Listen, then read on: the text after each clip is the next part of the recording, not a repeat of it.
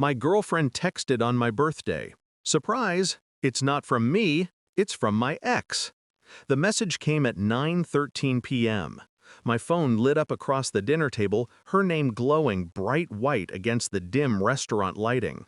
Surprise! It's not from me, it's from my ex. I stared at it.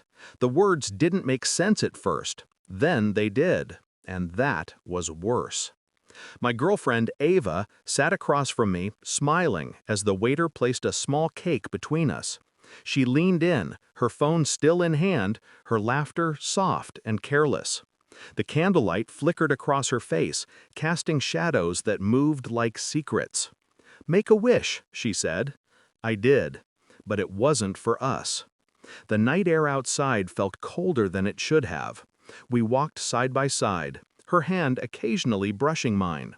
She talked about work, travel, plans for summer, every word falling empty. I heard none of it. All I heard was that message repeating itself in my mind, like a slow echo. Surprise! It's not from me, it's from my ex. What kind of person sends that on someone's birthday? And why did she look so pleased when she did? The next morning, I told myself I was overthinking. A bad joke, maybe. A poor attempt at teasing. Ava was unpredictable like that. She loved playing with reactions, as she called it. But as I watched her phone buzz on the nightstand, something inside me stirred.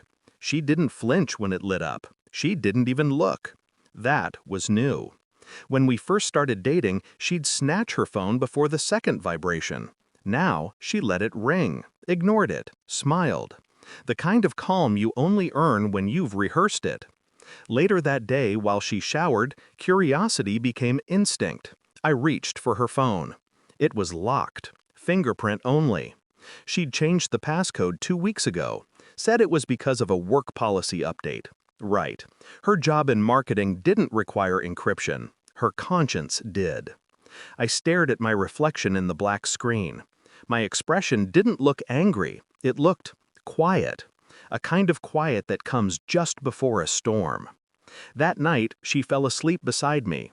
I lay awake, watching the rise and fall of her chest, listening to her soft breaths. I tried to remember the last time I felt certain about her. I couldn't. The investigation began without intent, a slow, deliberate peeling of the truth. I started with small things, her schedule, her receipts, the way she dressed for client dinners. She'd leave the house wearing a perfume I'd never smelled before. She'd come home with her hair smelling like smoke, like someone else's evening. Her business trips grew more frequent, her laughter more detached. I didn't confront her, not yet. You learn more from silence than you do from shouting. Instead, I mirrored her calm.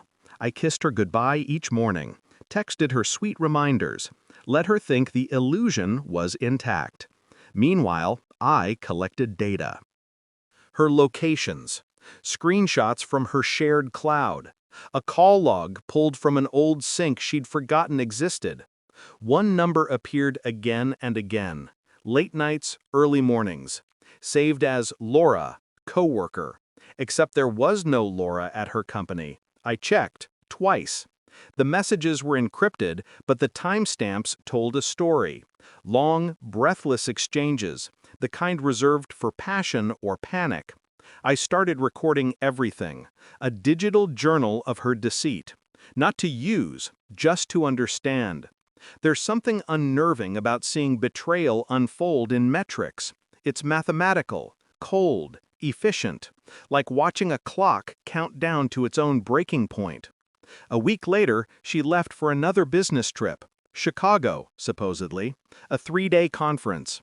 I waited an hour after her flight took off before opening the tracker app on my screen. Her location pinged. Not Illinois, New York. I booked the next flight out. By the time I arrived, it was evening. Her hotel was easy to find. She'd used my credit card to book it. Arrogance disguised as habit.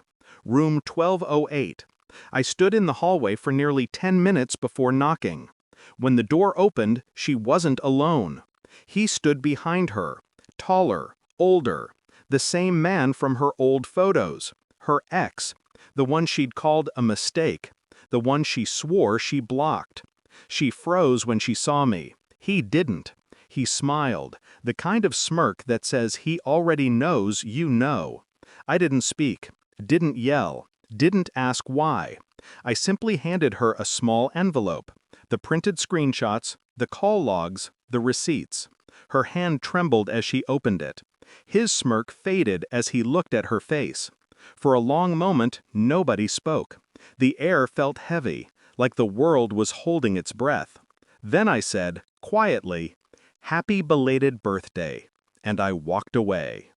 The real revenge wasn't in confrontation, it was in absence. She came home 3 days later. The house was half empty. My things, gone. Her photos, deleted. My silence, total. I'd left a single envelope on the kitchen table. Inside, the keys to her car, a note, and a USB drive.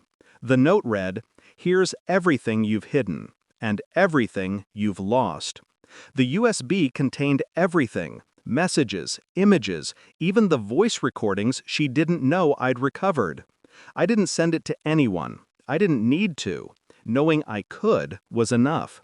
She called me 12 times that night, then 5 the next day, then none. That's how you know guilt has turned into realization, when the noise stops. A month later, I got an email from her. No apology, just, "You didn't have to be so cruel." I smiled. Cruelty wasn't the weapon. Truth was. It's strange, the kind of silence that follows after betrayal. It's not peace. It's not pain. It's clarity. People think revenge is fire. It's not. It's ice. Fire burns out. Ice endures. I don't think about her much anymore. But sometimes, late at night, when I see couples laughing at restaurant tables, I remember the flicker of candlelight on her face that night, and how easily love can disguise rot. The message is still saved on my phone.